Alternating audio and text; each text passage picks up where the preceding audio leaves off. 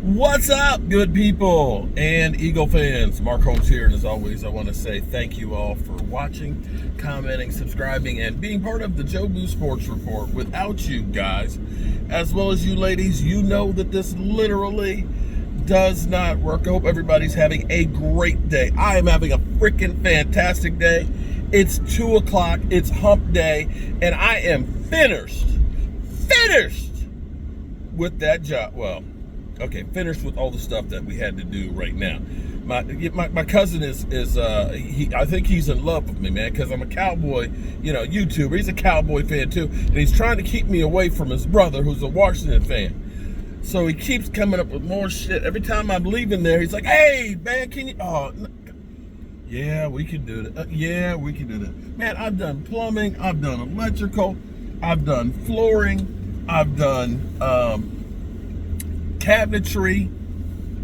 I've done trim work. Shoots, we've installed ceiling fans. It's just like, you know what? It might be easier for me to just build you a new house. I can do that too. But be that as it may, I was sitting here thinking about this morning. Thinking about people who hate on Micah Parsons and his podcast. I am going to say, shut your mother humping trap. Shut it. Shut your mouth. You know what? I wish we had more mother humpers like Micah Parsons with a podcast. Okay? Now I'm sure. Oh, he's not putting in the work, man. He's out there doing his podcast when he should be out there working on the field. Shut up! Shut up! I don't want to hear it. That guy does more work than almost anybody out there. And the fact that he showed up knowing that everybody who was drafted ahead of him in his draft has already gotten their second contract. That includes Trey Lance. Trey Lance. And he still showed up for minicamp. Already has his reservations for Oxnard to bring his family out there for training camp. See, I don't know if CeeDee Lamb did that last year, because if he did, he wasted his money because his holdout went through training camp. Yeah. This guy has done everything, and I mean everything, that you want a player to do. They said, you know what? We want you to be a leader. We want you to be a leader. Now keep in mind, if you go back, how much this guy's matured, and I'm going to say that Micah Parsons had an epiphany, I think. Okay, I'm putting this in your mouth, Micah. Forgive me. And you can, if I'm wrong, get back to me and let me know if I'm wrong. Here's what I think. Micah Parsons went through a major change last year. After 3 seasons of being just, everything's being easy. Easy. Just really, really easy for him. Okay? Boom. Starting year 4, the season doesn't start off well. He gets 1 sack in 4 games? All of a sudden he's struggling, and then he gets hurt. He has his podcast, and he's trying to make it funny. He's got Big Play Slay on there with his country ass, okay? The Cowboys are getting mollywopped, and they're joking about it. And it wasn't a good look.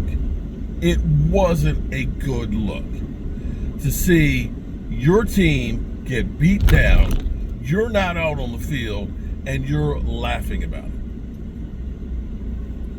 Big backlash.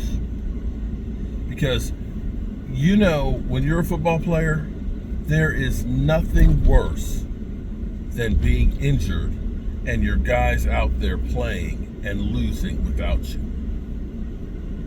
Because when you're injured, everybody kind of stays away from you. You're not really part of the team anymore. And I think that was a shock for Micah. Because when he came back, he seemed to be a man on fire. I believe he had 12 sacks in 11 games after he came back. I think that's what it was. 12 sacks in 11 games. That's really good.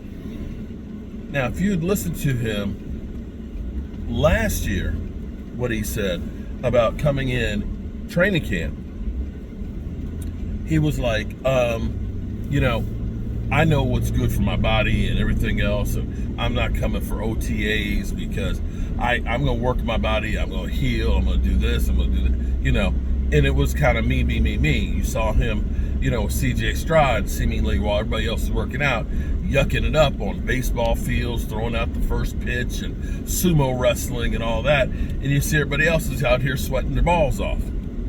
Okay. This year, he came through and he said, it's important for me to be here. It's important for me to learn the defense, the subtleties, and to be a leader and take a leadership role. And he's done that.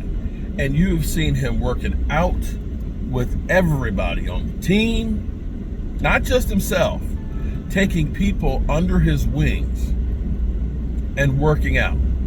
And the situation with Diggs, kind of riding the fence and stuff and saying, working with Diggs to try and motivate him and understanding that the team's not happy about his working out or lack thereof and not being there.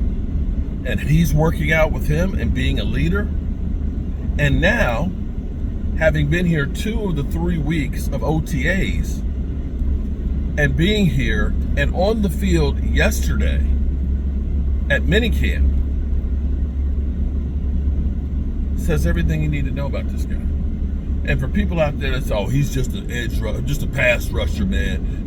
He's not an every man. Just shut up. Just shut up. The Cowboys defense went from being ass to being decent when he got out on the field without a lot of help, with a team that was decimated by injuries.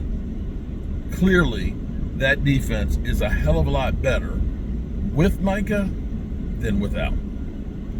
And the time for all of this hating and crap that people do, it needs to stop. In the same way that we do about Dak Prescott. We've seen what the team looks like without Dak Prescott, whether it's Cooper Rush, Andy Dalton, Ben DiNucci. It's not very good. It's a major drop-off. Trey Lance. Got to start appreciating these people. And that's all I'm going to say about that. And in the meantime, I'm going to enjoy the rest of the day. I got 2 hours and 15 minutes before the Dan Salio show. I'm going to go by and see my mama and head on back to the man cave and get that thing on. As always, I appreciate you. Peace out.